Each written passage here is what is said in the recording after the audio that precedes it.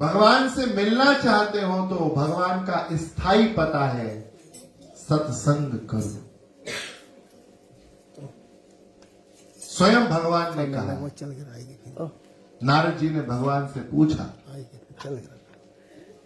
नारद जी ने कहा, प्रभु आप कहां मिलोगे? हमारे दो प्रकार के एड्रेस होते हैं, परमानेंट एड्रेस और एक ऑफिशियल। नारद जी ने कहा, प्रभु परमानेंट एड्रेस बताओ, वैकल्पिक नहीं, कार्यालयीन पता नहीं, निश्चित पता बताइए जहां आप मिलेंगे ही मिलेंगे। कहां मिलेंगे? भगवान ने कहा, नारद जी सुनो,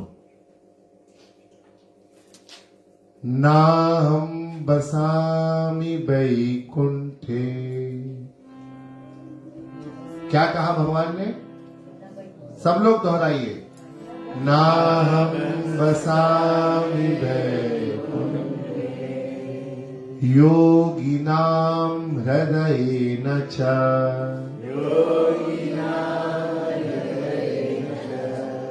मद्भक्ता यत्र गायन्ति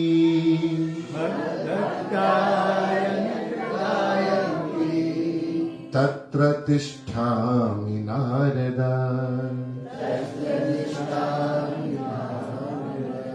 भगवान ने कहा, नारद जी नाहं बसामि वैकुंठे, मैं वैकुंठ में नहीं रहता, मेरा परमानेंट एड्रेस वैकुंठ नहीं है। नारद जी ने कहा, सब लोग तो सोचते हैं आप गोलोक में निवास करते हो, वैकुंठ में निवास करते हो, नित्य साकेत में निवास करते हो, आपका परमानेंट एड्रेस वैकुंठ नहीं है। बोले नहीं है। फिर आप योगियों के हृदय में रहते होंगे, जो ऋषि हैं, जो मुनि हैं, जो संत हैं, जो महापुरुष साधु हैं, जो निरंतर आपका नाम जपते हैं, जो निरंतर आपका ध्यान लगाते हैं, जो निरंतर आपकी भक्ति करते हैं, जो सदा आपकी सेवा करते हैं, जो आप में ही डूबे रहते हैं, उनके हृदय में रहते होंगे। भगवान ने कहा,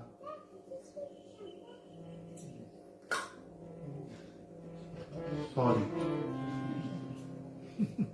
रॉन्ग आंसर। नारद जी तो बोले, 1 करोड़ वाला प्रश्न भी फेल हो गया, बताइए। श्री नारद जी ने कहा, भगवान ने कहा, योगिनां हृदय न च। मैं योगियों के मन में भी नहीं रहता, हृदय में भी नहीं रहता। नारद जी ने कहा, प्रभु अब आप बता दो कहां रहते हो? नहीं रहता नहीं रहता बहुत सुना दिया, ये बताओ, मेरा प्रश्न था रहते कहां हो, आप बता रहे हो नहीं रहता। तो जो बात पूछी है सीधा सीधा उत्तर दे दो। हमेशा ही टेढ़ा बोलोगे, सीधा सीधा बोलना नहीं आता है। स्पष्ट बताइए आप कहां मिलेंगे। भगवान ने कहा, नारद जी मद्भक्ता यत्र गायन्ति,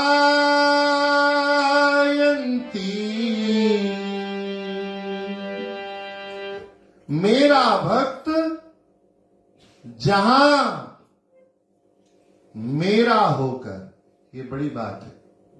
हाँ, किसके लिए गाएगा? कथा कहेंगे, कथा के बाद सब लोग व्यासपीठ पे आके यूरो चढ़ाएंगे, इसके लिए नहीं मिलूंगा। पैसे के लिए गाएगा तो नहीं मिलूंगा। कथा कहूंगा, बड़ी टीवी पे आऊंगा, हजारों लोग सुनेंगे, यश के लिए नहीं मिलूंगा। मद्भक्ता, ये मद्भक्ता शब्द कितना गंभीर है।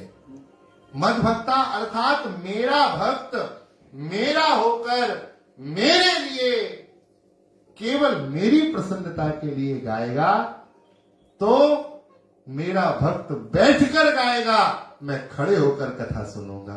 मेरा भक्त खड़े होकर गाएगा, मैं नाचते नाचते कथा सुनूंगा। और यदि मेरा भक्त मेरे प्रेम में नाचने लगेगा तो उसके पैरों से उड़ने वाली धूल को मैं अपने माथे पर धारण करूंगा और सदा आनंद में बना रहूंगा। ये भगवान का वचन।